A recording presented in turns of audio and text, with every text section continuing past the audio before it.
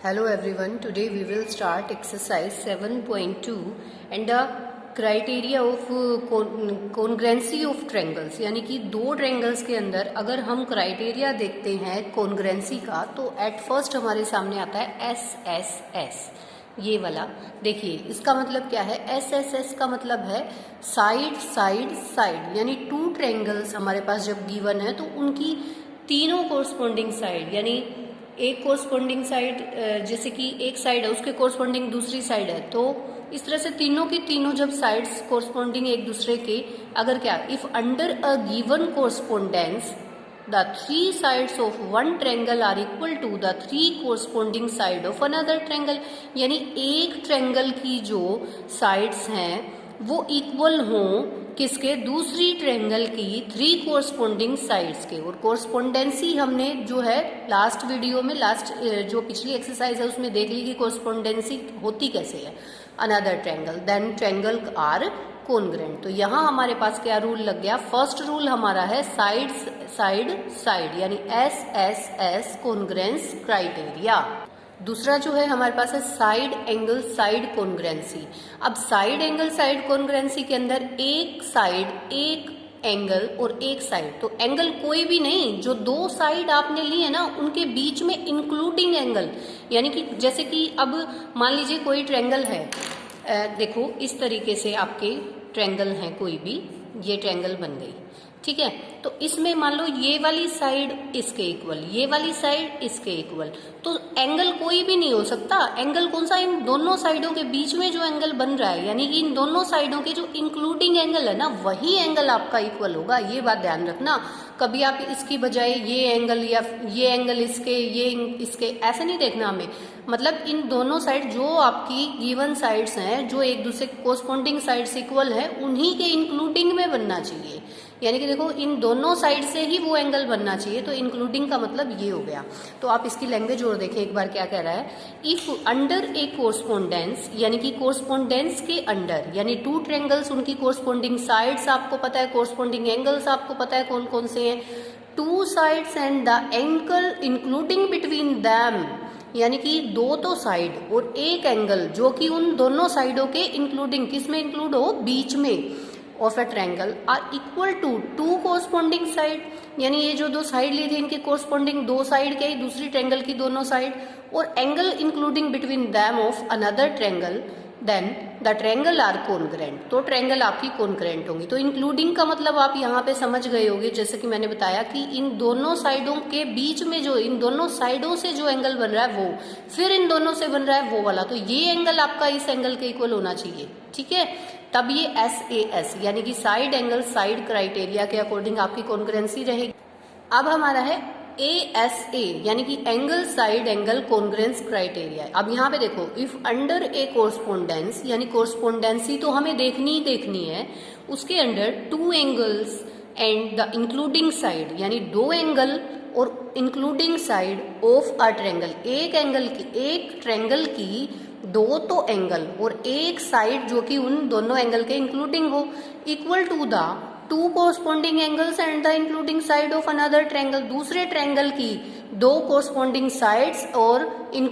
दो corresponding angles and including side के equal होती है, then the triangle are congruent. अब यहाँ पे जो है इंक्लूडिंग साइड है बेटा, आप देखो जैसे ये दो ट्रायंगल हैं आपकी, तो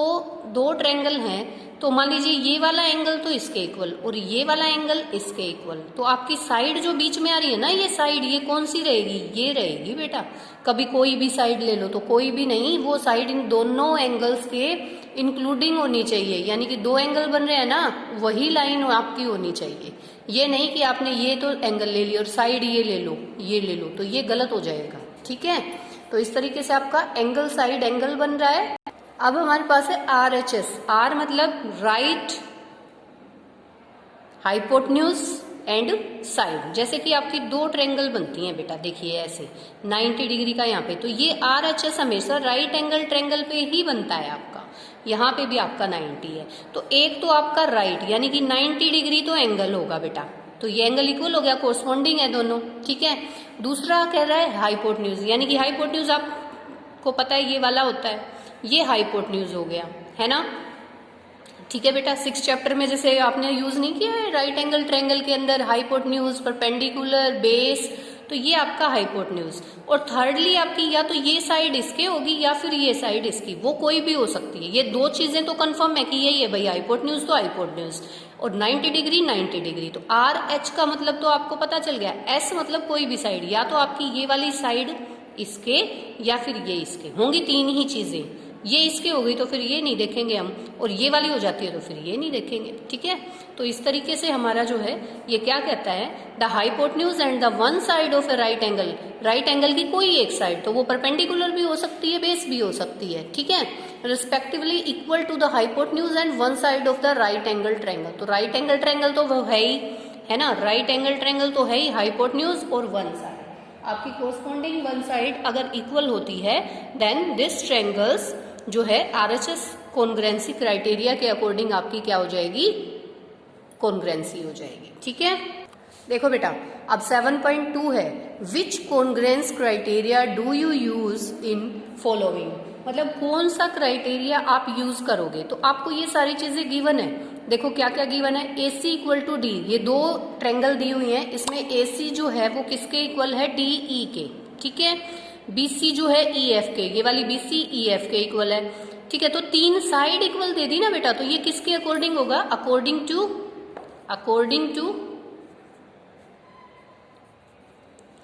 SSS प्रॉपर्टी, किसके अकॉर्डिंग, साइड साइड साइड, क्योंकि तीनों साइड ही दिखा रहा है। बी पार्ट में देखो ZX RP के, भाई ये ZX कहाँ है, पहले आप ये देख लो, ZX RP के, आप ऐसे कर लिया करो। देखो जैसे आपका AC किसके इक्वल था, DE के,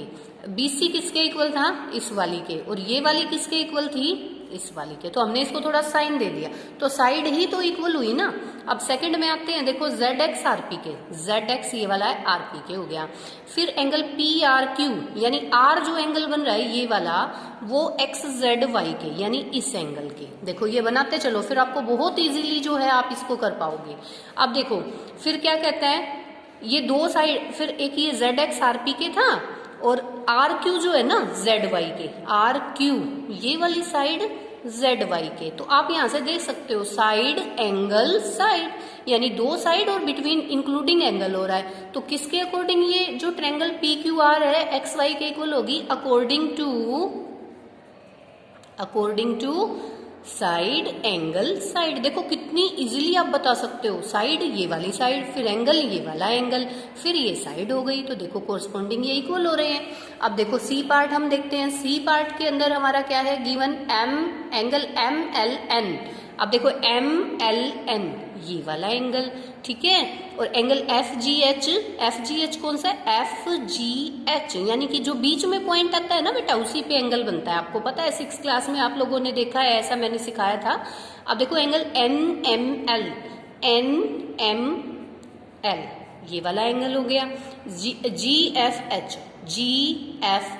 यानी ये वाला एंगल हो गया। अब ML जो है वो FG के इक्वल, ML कहाँ है बेटा, ये रही, और FG कहाँ है बेटा, FG ये रही। तो यहाँ पे देखो ये दो एंगल बन रहे हैं इनकी इंक्लूडिंग साइड, ये दो एंगल बन रहे हैं इनकी इंक्लूडिंग साइड, ये वाला एंगल किसके कोरस्पॉन्डिंग है, L वाला तो G के कोरस्पॉन्डिंग है, F वाला M के कोरस्पॉन्डिंग है, और इंक्लूडिंग साइड हो गई।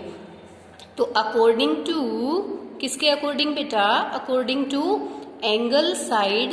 एंगल क्राइटेरिया, है ना। अब डी पार्ट में अगर हम देखते हैं, डी वाले पार्ट में हमारे पास है EB के, EB इट मीन्स ये वाली साइड इस DB के इक्वल, ये देखो ऑलरेडी दे रखा है हमें ऐसे करके। AE जो है वो आपका किसके, BC के इक्वल है, एंगल A जो है वो एंगल C के इक्वल है। तो अब देखो, अब यहां से आपका राइट एंगल ट्रायंगल शो हो रहा है, तो ये कौन से के अकॉर्डिंग हो जाएगा, अकॉर्डिंग टू RHS, इसके बीच में डॉट मत दो, RHS क्राइटेरिया, ठीक है। तो ये आपका था। एक सेकंड क्वेश्चन और मैं आपको कराना चाहूंगी, देखो ये आप नोटबुक में ही करें बेटा, और नोटबुक चलो बुक में कर लो इसको, क्योंकि नोटबुक में काफ़ी जो है ये आपको ये बनाना पड़ेगा और फिर ये लिखोगे, तो बुक में भी ये क्वेश्चन हो सकता है, इजी रहेगा कि आप बुक में ही करें। सेकंड क्वेश्चन देखो, सेकंड क्वेश्चन में you want to have to use side criteria, then you need to show